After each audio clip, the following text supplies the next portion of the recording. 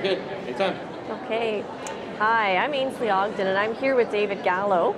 David Gallo is a PhD biochemistry student at the University of Toronto, and we just came out of the session.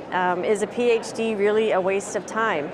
David, you were behind organizing this session. What was the impetus for you to bring this group together to talk about this question? So this was kind of a joint effort between me and Nana Lee, who was also a panelist. So I was one of the original cohort of her graduate professional development course at the University of Toronto in the Department of Biochemistry.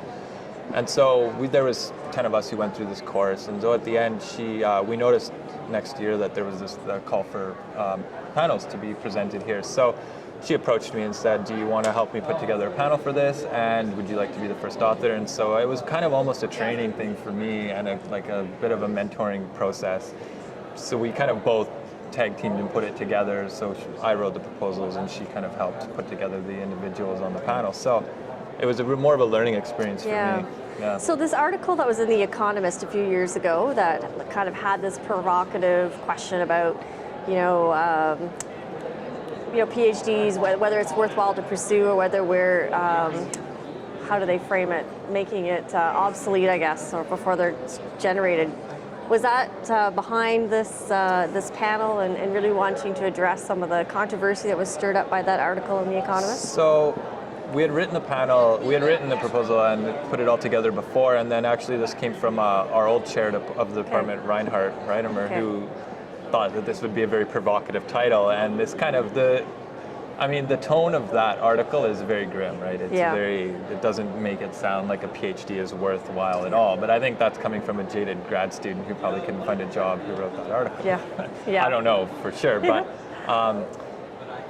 and anyways, we were looking for a very provocative title such that we could, gain interest and people would come and listen to us. So we automatically, right in the panel, we reframed the question to say, of course, everyone there has a PhD, so no one's going to say it's a waste of time because they've all been successful with it. So, yeah, it was an attention grab at that point. Yeah.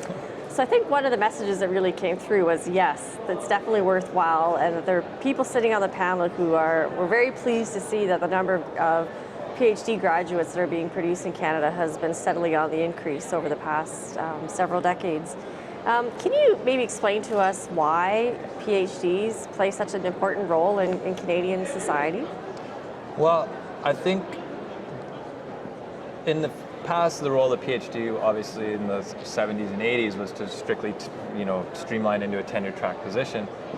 But at this point, the skill sets that you learn during a PhD now are really, like was said in the panel, are really amenable to many other areas. And so the more highly trained personnel you have in a country, obviously, the better you're going to be off, the better off you're going to be. Whether these people sit in academia or sit in business, the skills you learn and the critical analysis and the project management skills that you learn are very, very amenable to many other areas. And so this definitely will help an innovation-based economy if you have these type of individuals in the workforce.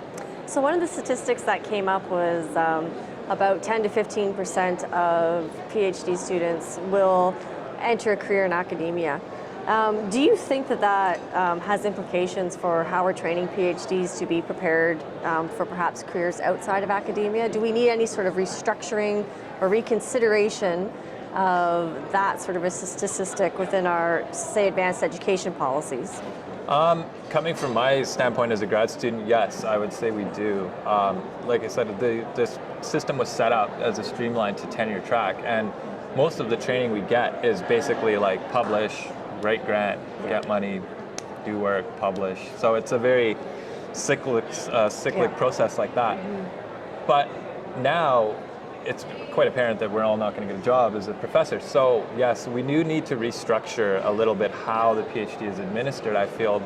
And it is starting with this graduate professional development course that I had taken, that Nana started, but it's a very slow change. The way, academic institutions are they're like trying to move an iceberg in an ocean. Like, they've been there forever and they're not going to move very quickly. It's a very, very, very hardline culture of the way these people think. And I feel that it has to kind of come from both ends. It has to be a bottom-up change in the sense that the student needs to go out and get their own skills and try to acquire these skills, but in the other sense, it has to kind of come from top down as well, because you have to kind of soften up the feeling of your supervisors on, yes, where people are going to want to go and try and find a job outside of academia, and it might not be the path you chose, but it might be a valid path.